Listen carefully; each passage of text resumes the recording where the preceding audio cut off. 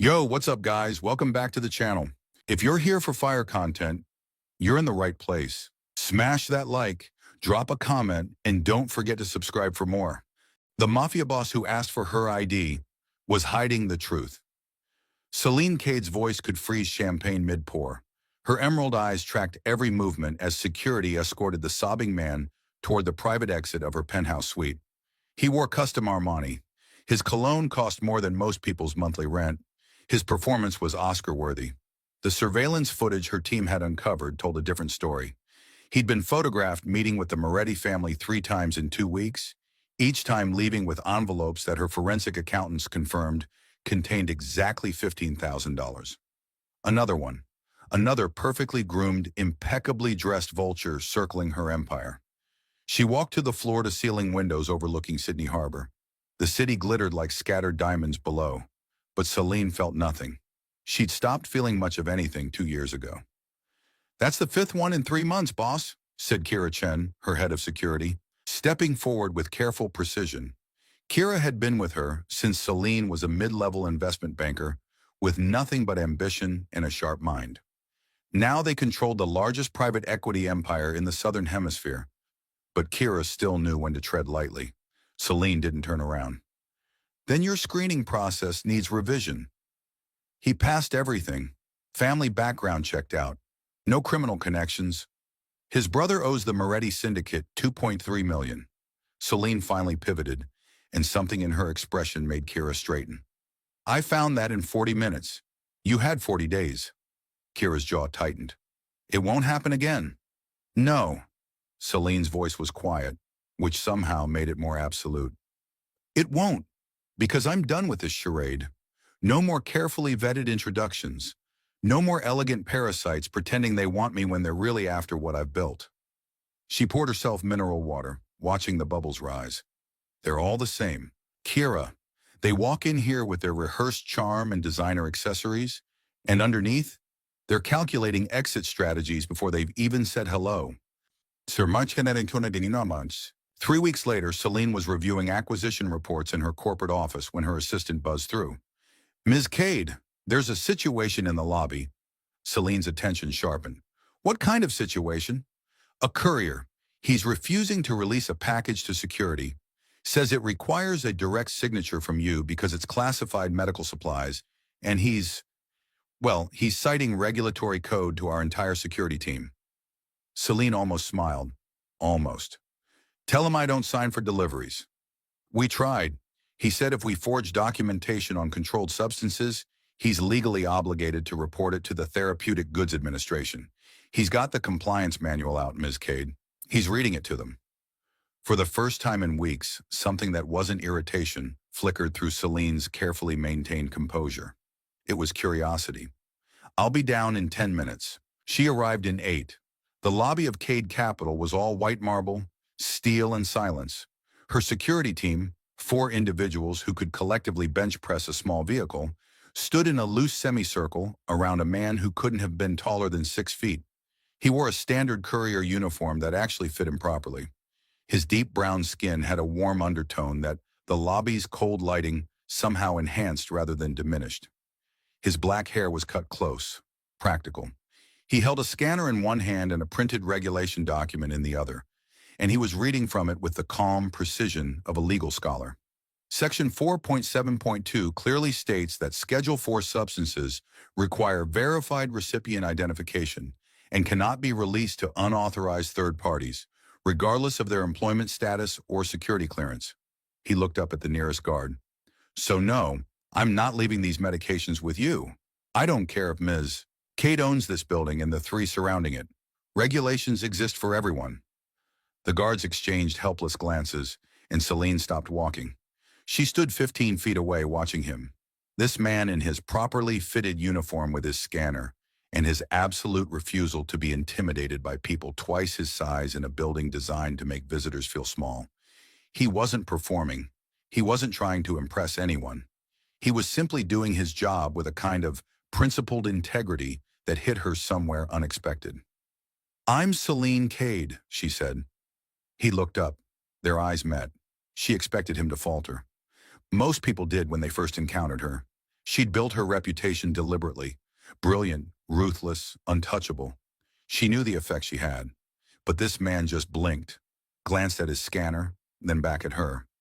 ID, please. Kira made a sound like she'd been struck. Celine stared at him. You're joking. Do I look like I'm joking? He held the scanner steady. I don't know you. You could be anyone. I need government-issued identification to release controlled substances. That's protocol. Something shifted in Celine's chest. Something she didn't quite recognize. She reached into her jacket and produced her driver's license. She handed it to him. He examined it carefully, compared it to the delivery manifest, nodded once, and held out the electronic signature pad. Sign here, please. She signed. He processed the signature, placed the package on the reception desk and said, Have a productive day, Ms. Cade. Then he turned and walked toward the exit. No lingering glance, no attempt at small talk, no business card slipped onto the counter. He simply left, like she was any other signature on any other route. Celine stood in her own lobby, holding a delivery receipt, feeling like the ground had shifted beneath her feet. Kira, yes, boss? Find out his name. Tiahi Kanakta's name was Rashid Okafor, 28 years old. He'd immigrated to Australia from Lagos 6 years ago on a student visa, earned his degree in pharmaceutical sciences, and was now working as a medical courier while completing his certification to practice as a pharmacist. He lived in a modest flat in Merrickville. He volunteered at a community health clinic 2 Saturdays a month. He had no criminal record, no debt beyond standard student loans, no connections to any organization that might pose a risk. He was, in every measurable way, the opposite of everyone who had ever tried to get close to her, and she couldn't stop thinking about him. Over the next 2 weeks, Celine engineered 7 more medical deliveries, controlled substances that absolutely did not require courier service, but suddenly needed restricted handling protocols, and she specifically requested driver 347. Rashid noticed. By the 5th delivery, he looked up at her with those intelligent dark eyes and said, You know, for someone who runs a billion-dollar firm, you seem to have a remarkably inefficient pharmaceutical procurement system. Nobody orders this many restricted deliveries in 10 days. She leaned against the reception desk. Perhaps I'm particularly cautious about quality control. Or perhaps you're wasting my time and your company's money. He held out the signature pad. Sign. She signed, but this time she didn't step back. Have dinner with me. He laughed. Not a polite, flattered laugh. A genuine laugh, like she'd told him the best joke he'd heard all month. No. Why not? Because I have a shift at the clinic tonight, Ms. Cade. Some of us have other commitments. Tomorrow, then. He took the pad back, his fingers brushing hers for half a second. Have a productive evening, Miss Cade. He walked out again, and Celine watched him go with something burning in her chest that she refused to name. He said no. He said no to tonight. Tomorrow is different. But tomorrow Rashid wasn't on the route. A different courier arrived, a nervous young woman who nearly dropped the package when she realized where she was delivering.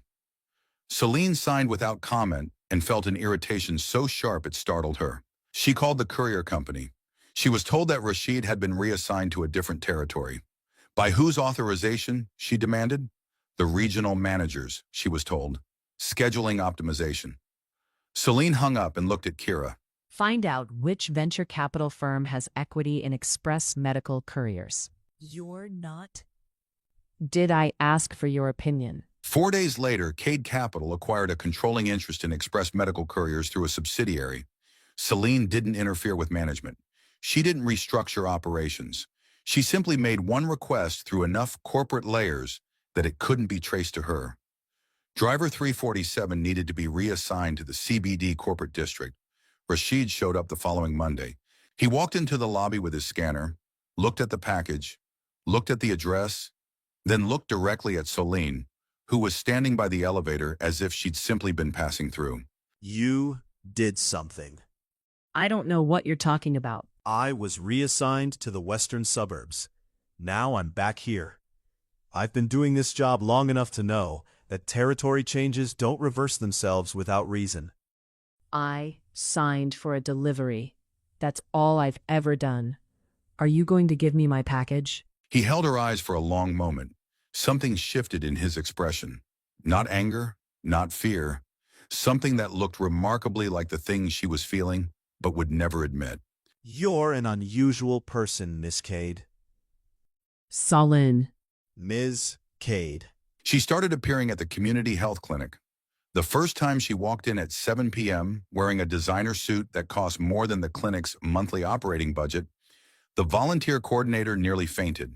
But Rashid, who was organizing medication inventory in the back room, just looked at her with the same unbothered expression and said, We're closing in an hour. Then I'd better be efficient. I'd like to make a donation. There's a website for that. I prefer to understand where my money goes. He studied her for a moment, then nodded. Fair enough. You can start by helping Mrs. Chen reorganize the supply closet. Everything's labeled. If you can alphabetize, you're qualified. And that's how Celine Cade, one of the most powerful women in Australian finance, spent her evening sorting bandages and antiseptic, while Rashid explained the clinic's patient demographics and funding challenges. She came back the next week. And the week after that, she learned that he moved with quiet efficiency, that he was patient with elderly patients who took time explaining their symptoms, that he spoke 3 languages fluently, and that he had a laugh that made the entire clinic feel warmer. She learned that he'd lost his father to preventable illness in Lagos because they couldn't afford medication, and that it had driven him to pharmacy, to this work, to this life of service. On the 6th week, after they'd finished inventory, he said, Why won't you let me take you to dinner? I know who you are. The air changed. I didn't at first, but after you kept showing up, I looked deeper. She finally met his eyes. Solane Cade, CEO of Cade Capital, estimated net worth $3.2 billion. Controls significant stakes in pharmaceuticals, real estate, technology. And you have enemies. The Moretti family alone would love to find leverage against you. I've worked too hard to build my life here to let anyone, especially someone like you. Her voice was steady, but her hands had stilled on the shelf. I'm not one of those people you're used to. I don't want your money. I don't want access to your network. I want to wake up, go to work, help people, and build something meaningful. That's my entire goal. And it doesn't have room for someone whose world includes corporate espionage and people who'd use me to get to you. Rashid stood very still. No one had ever spoken to him like this. No one had ever seen through the surface to the complications underneath and named them so directly. You're right. About all of it. I do have enemies. Being near me is a risk. He took a step closer. But I have never in my life met someone who made me want to be worth that risk. Until you. Soline's breath caught. One dinner, not at some expensive restaurant, not with security hovering. Wherever you want, however you want. Just one. She stared at him for a long moment. There's a Lebanese place in Bankstown. It's casual. They don't take reservations. Perfect. And you're taking the train. No company car. Deal. They met the next evening. She wore jeans and a simple blouse, probably the most casual outfit Rashid had ever seen her in. Her hair was down, loose waves instead of the severe bun she wore to work. She was stunning. They ate messy and talked for 4 hours. She told him about growing up in a cramped apartment in Kdrama, about her mother working 3 jobs, about the day she decided she'd never be powerless again. He told her about Lagos, about leaving everything familiar, about the loneliness of immigration and the unexpected beauty of rebuilding yourself in a new world. They talked until the restaurant closed, then walked along the Cook's River, and when he walked her to her car, she turned to him. This is a terrible idea. The worst. You should probably kiss me anyway. He did, and for 3 months they existed in careful balance. He'd finish his courier shift and meet her for late dinners. She'd show up at the clinic and work alongside him. They kept it private, kept it separate from her corporate world, kept it safe. But safety is an illusion when you're worth billions. The truth came out on a Tuesday. Soline was in a board meeting when Kira interrupted, something she never did. The look on Kira's face made Celine's blood run cold. My office. Now. Kira closed the door and slid a folder across the desk. Photographs reveal Rashid meeting with federal agents, accessing case files, and submitting reports to the Australian Federal Police. He's an undercover investigator. Pharmaceutical Fraud Division. He's been investigating illegal medication distribution networks in Sydney for 18 months. Soline felt the room tilt. Is he investigating me? No. His case focuses on a distribution ring operating through medical couriers. Your deliveries were never suspicious. His assignment to your building was legitimate. But he never told me. He couldn't. His cover requires maintaining his courier identity. According to this, he requested reassignment away from your territory when you started showing interest. His supervisors denied it. They thought the relationship could provide additional access to corporate pharmaceutical networks. The betrayal cut deeper than any hostile takeover she'd ever faced. They're using our relationship for his investigation. We don't know that he, Get out. Solen, Get out. Rashid knew something was wrong. Soline hadn't answered his calls or appeared at the clinic. He finally found her at her penthouse. I know. Rashid's face went pale. Soline. Don't. I know you're AFP. I know you've been investigating pharmaceutical fraud. I know every meeting you've had with your handlers for the past 4 months. How?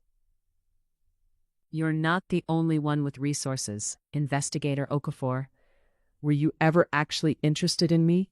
Or was I just a convenient cover, a way to access my pharmaceutical supply chains? No. God, no. Solen, listen. I spent my entire life surrounded by people who pretended, who wanted me for what I could give them. You were the one thing that felt real. It was real. Yes, I'm AFP. Yes, I'm undercover. But investigating you was never part of my case. You were never a target. The reason I requested a transfer was because I started to care about you. I knew my cover meant I couldn't be honest. But you did lie. How am I supposed to trust anything now? Because I'm telling you the truth now, even though it destroys my cover. I'll submit my resignation tomorrow. I need you to know that everything between us was real. Rashid sets his AFP credentials on the table between them. Soline stood there, tears streaming down her face, looking at Rashid. You're an idiot. I know. You threw away 18 months of work. I did. For me. For us. Soline closed the distance between them and kissed him. You're not resigning. What? You're going to finish your investigation, but you're going to do it honestly. I'm going to help. Solen, you can't. I have access to supply chains across the country.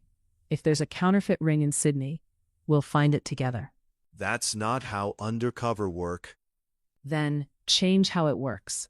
Let's save lives, but we do this as partners. Rashid started laughing, a sound of pure disbelief and wonder. You're extraordinary.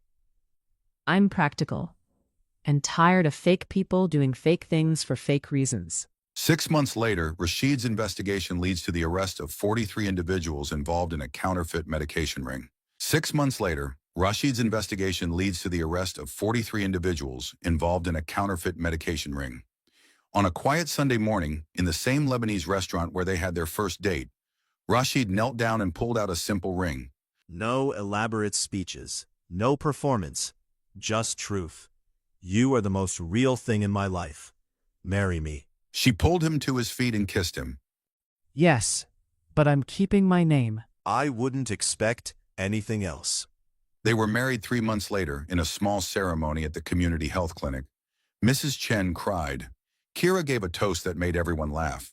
When Celine Cade, who'd spent her life trusting no one, promised to trust Rashid Okafor with everything, she meant it. In a world full of performance, they'd found someone worth being honest with, and that was worth more than any empire.